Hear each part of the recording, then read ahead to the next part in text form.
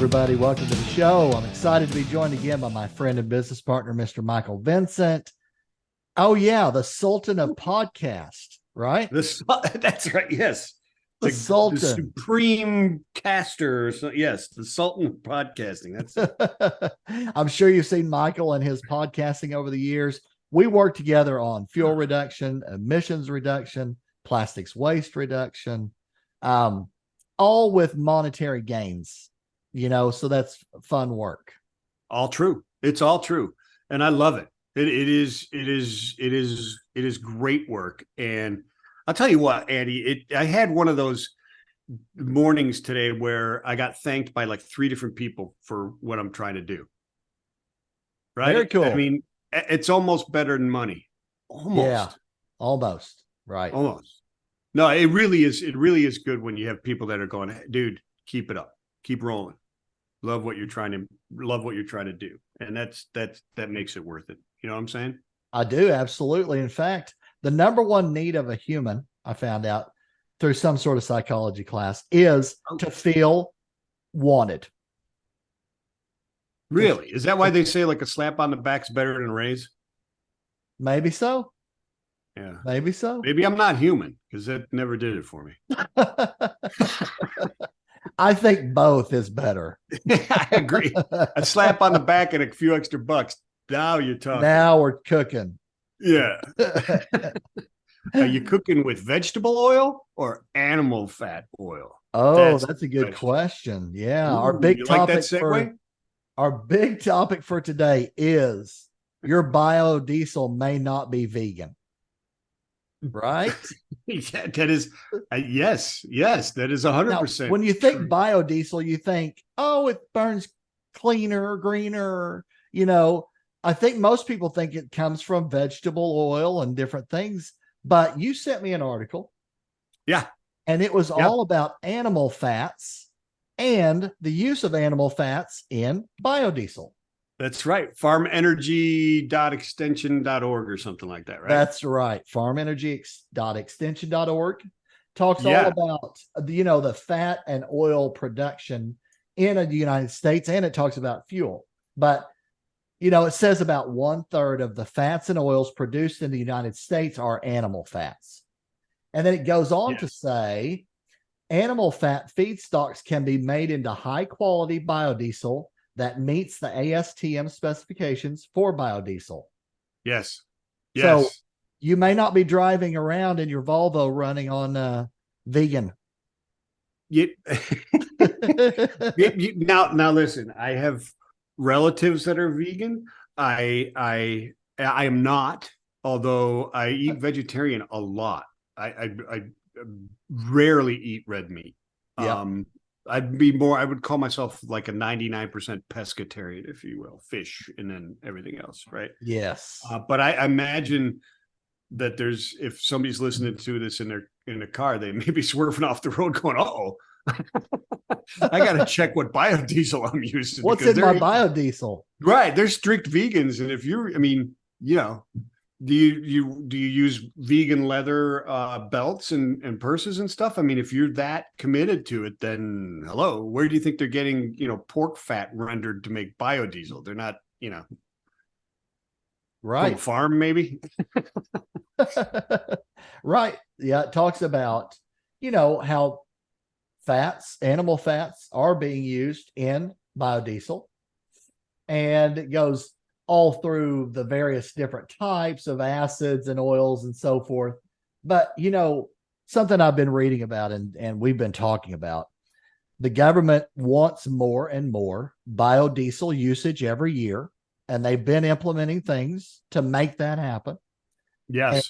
And, part of it is there's only so much vegetable oil. So you got to get it from somewhere. I mean, so here's the thing, right? And this is the difficulty with biodiesel and with a lot of things that we want to do sustainable or replaceable type of thing, reusable.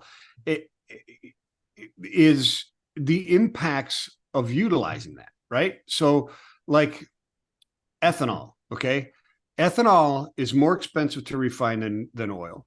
It's less energy dense. It ruins your gas mileage basically. So it actually increases your fuel costs.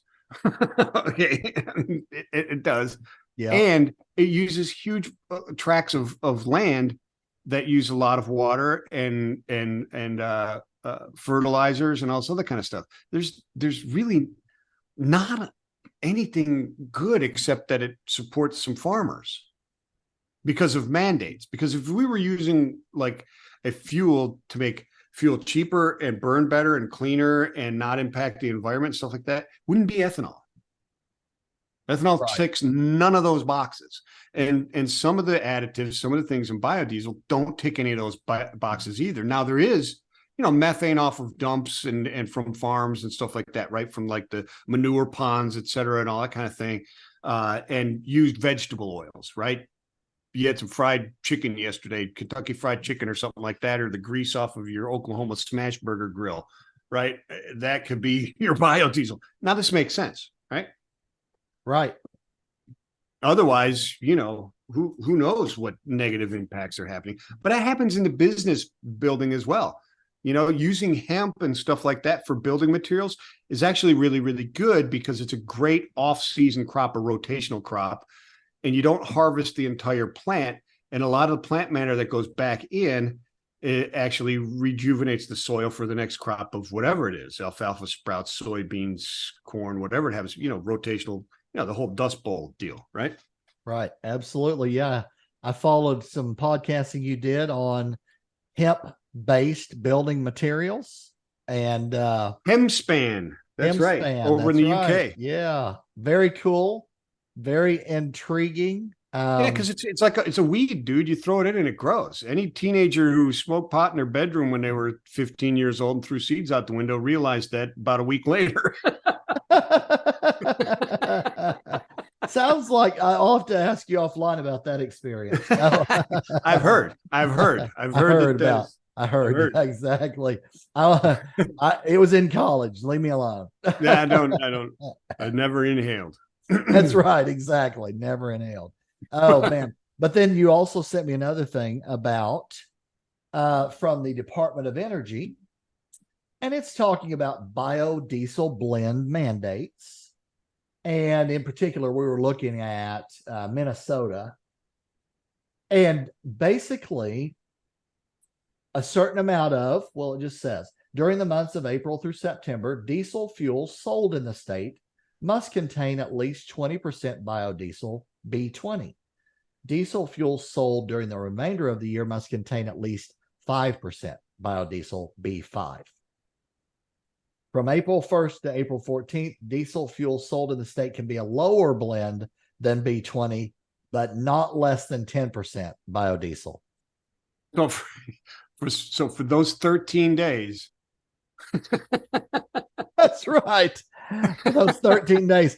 Have you ever gone to the shop? Do they have this where you live, where you can go and do tax-free shopping before school? Yes. Yeah. Mm-hmm. Okay. Is it a madhouse? I don't go. We have done it a few times over. My wife goes, and I bet it is. Yes. It can be an absolute crazyville. Oh, I'm sure it's insane. It's like Black Friday. I'm sure it's like Black Friday, right? Yes. Yep. Hey, I've lined up outside of like Sam's Club and Walmart at 3 a.m. for Black Friday before. I have too. I have too. The closest I ever got was 3rd, dude. I have a truck. So there was this Black Friday special about 3 years ago on a 65-inch big screen. Mm-hmm. I ended up having to pick up 3 of them. There you go. Right. Friends or family. It was all family. I want one of those. Oh, since you're going down. Since you're there and you got a truck. Yeah. So you had to kill like 4 innocent people just to get those 3, probably. But yeah, we do have that. But so let me ask you this. What do you suppose, or do you know why the difference in the blend percentage in the summer versus the winter? Do you know? I don't. I'm honestly asking if somebody else out there knows. I've got a good guess, I think. All right, let's hear the guess. But I'd love to hear comments from the audience. They're saying from April through September, it has to be at least 20%. when I think about the growing season, in most places, April through September kind of falls in line with that. Whereas once you get into September through April, it's lower. It's B5, 5%. And it's a little harder to harvest that much. That's my guess.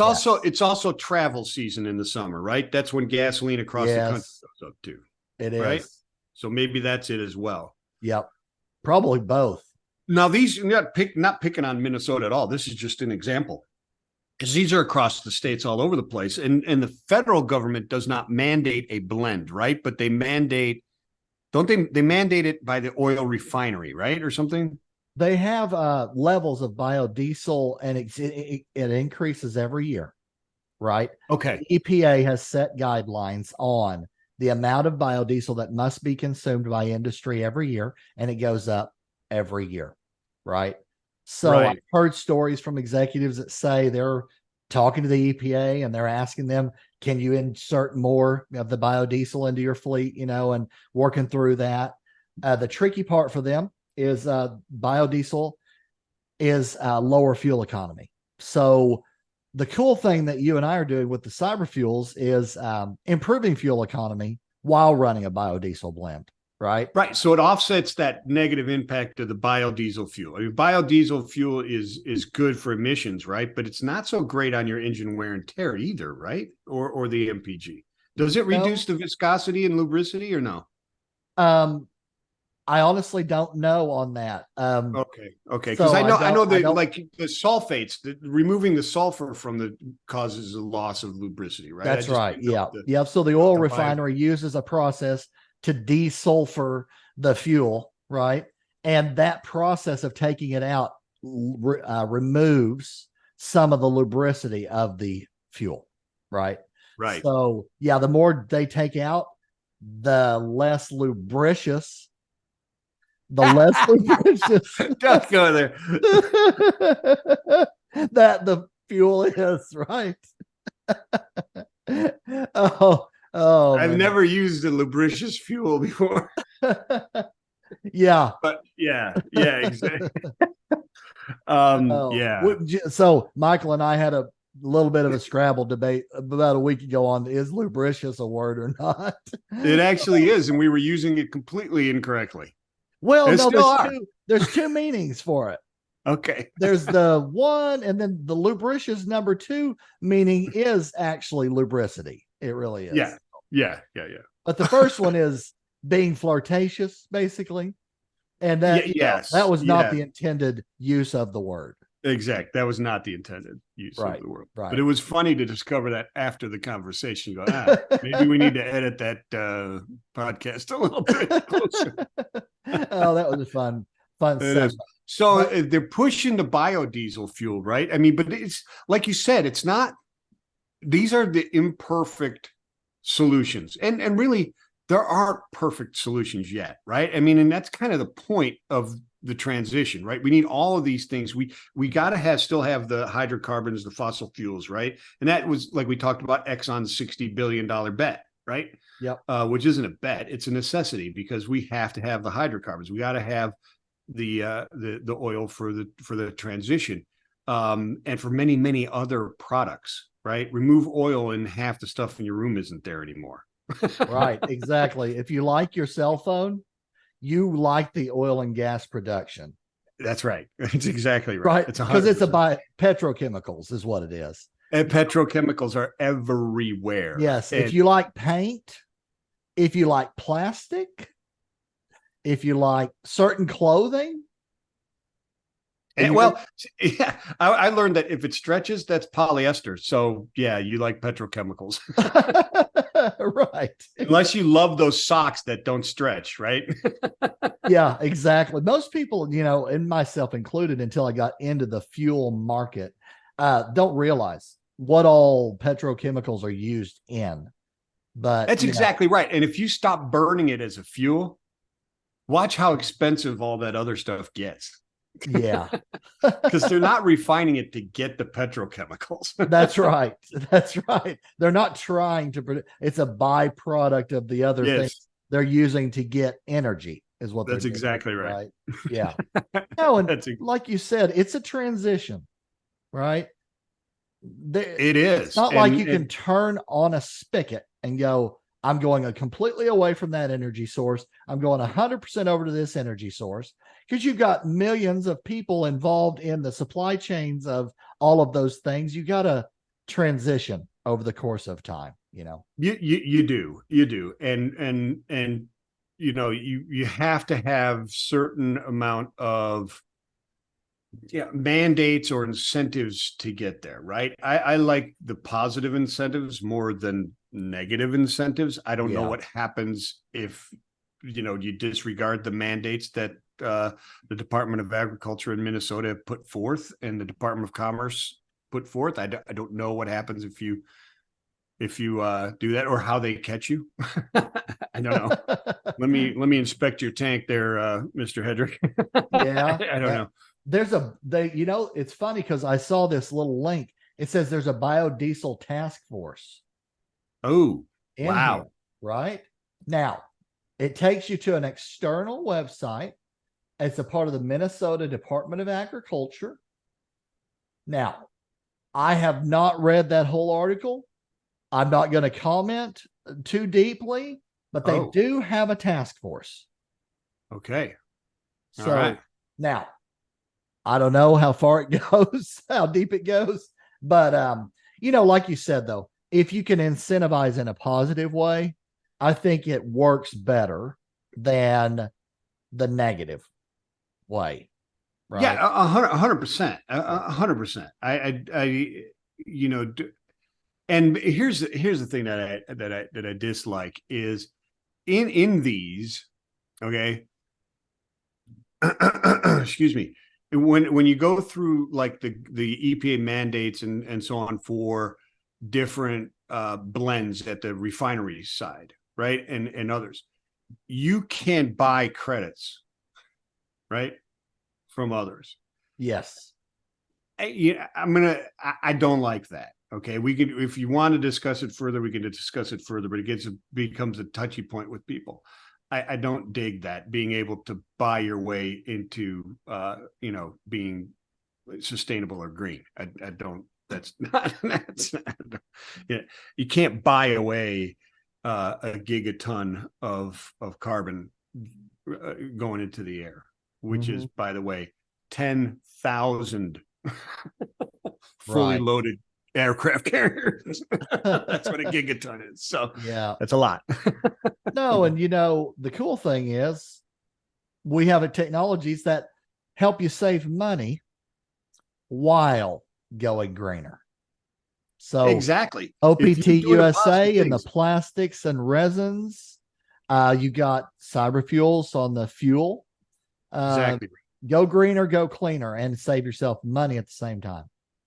That's exactly right. That's exactly with the Cyberfuels. You can just say, what is it, average of 20%? Is that right? Average of 20% fuel economy improvement. There you go. And you're lowering emissions, particulate matters at combustion, right?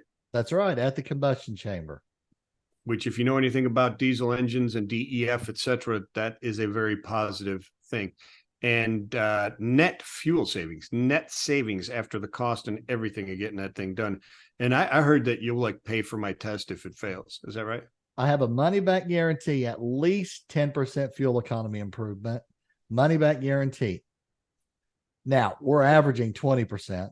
So I know it's a safe bet. It's a good bet. But a 10% fuel economy improvement is like a game changer. I got you. But you don't have like a two-headed coin or anything like that. Right. No, there's no smoke and mirrors. It's off of fuel and odometer log. Right. I'm not a circus act or anything like that. So we take the data, we take the fuel that was used, and then we take the odometer and we just use it for baseline and then new. What's the difference in the fuel economy? Right. I love it. So yeah. It's on your vehicles in your life. It's not this type of engine running on a track somewhere in perfect conditions and environment versus what you normally get on your trucks out in the field. No, it's used with your trucks out in the field, and it's guaranteed, Right. and it's insured too. I mean, and it passes the Magnuson Moss Warranty Act, all that type of stuff. So it's not like, oh, well, sorry, your engine exploded, but we did show you 10% savings. Right. Right. Yeah, exactly. No, there's over 60 million gallons of fuel treated with no insurance claims, no warranty claims, and it's EPA certified as well. So really don't have anything to lose. It's a money back guarantee. It's a net savings. So we're out there, you and I, basically saying, why not try it out? I don't understand. I think it's irresponsible not to. Yeah. When you can save money while going greener, all those pesky questions in your RFP about what you're doing for greener, Check. you got an answer. Here, I did this. Look what I did. Yeah. Right? Check. Yeah, because you could submit that stuff to like Verify, right? And get I mean, this is, you can submit all that stuff where they verify everything, where Verify is, and a lot of RFPs require that type of documentation as well. So yeah, it saves you money on your fuel, improves your MPGs, even if you're using biofuel. So use the biofuel and then use Cyberfuel. You're double dipping, man. That's right. You're saving money. You're improving the performance of the engine, actually, because they're more responsive, right? You've got anecdotal evidence. Well, you've got energy evidence that it improves the operation of the engine. Yeah, and you're reducing matters. We got a study from SGS on cetane number. There you go. And it was up by 20.2%. Okay, now that sounds significant. Yep, yeah, and that's just one of the benefits, right? Is the cetane boost. But yeah, it's a big part of it, though. Is this? Well, I mean, it's something where you're putting this into, like, you tell your drivers, hey, we're going to biodiesel, and they start driving it, and now their dragonfly turns into a tug and roll, right? I mean, you know what a dragonfly is. I don't know if is that still a relevant term now? I haven't heard that one, actually. Okay, well, you're from Flatland. You're from Oklahoma. So in Pennsylvania at Roadway Express, right, back in the day, drivers would complain about dragonflies because they would drag up the mountain and then they'd fly 90 miles an hour down the other side. Oh, okay. Right, they're called dragonflies. Gotcha. That makes but what sense. It is it's the performance, because once you got triples tractors, all the drivers, whether they were pulling triples or not, fought for those tractors, because a triples going across the Pennsylvania Turnpike had to maintain a certain speed, otherwise they were illegal. Oh.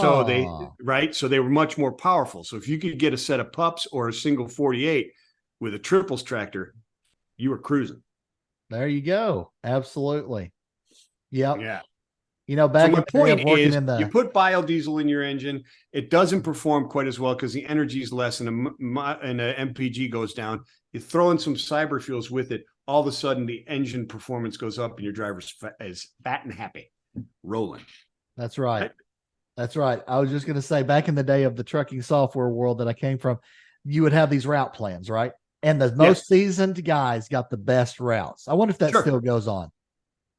Oh, I'm sure it does. I would think so. Probably so. Yeah. Well, we called it a hog board in the line haul world back in the union days at Roadway Express. Yeah, had a hog board. Yeah, absolutely. And your guys that had been there for a long time, they got the best routes. Yeah. Oh yeah, they did. Absolutely. They did. Well, keep those guys happy. I still remember them. Absolutely. Well, this is a fun subject. There's so many things we can talk about on the biodiesel front, which we will. We'll cover more things in the weeks and months ahead. So I guess that'll put a wrap on this show. Thanks for joining or listening, everybody. And we will see you again soon. Yeah. Check your biodiesel. Make sure it's vegan, bro. That's right. We'll see you on the next one. Take care, everybody. Peace and love.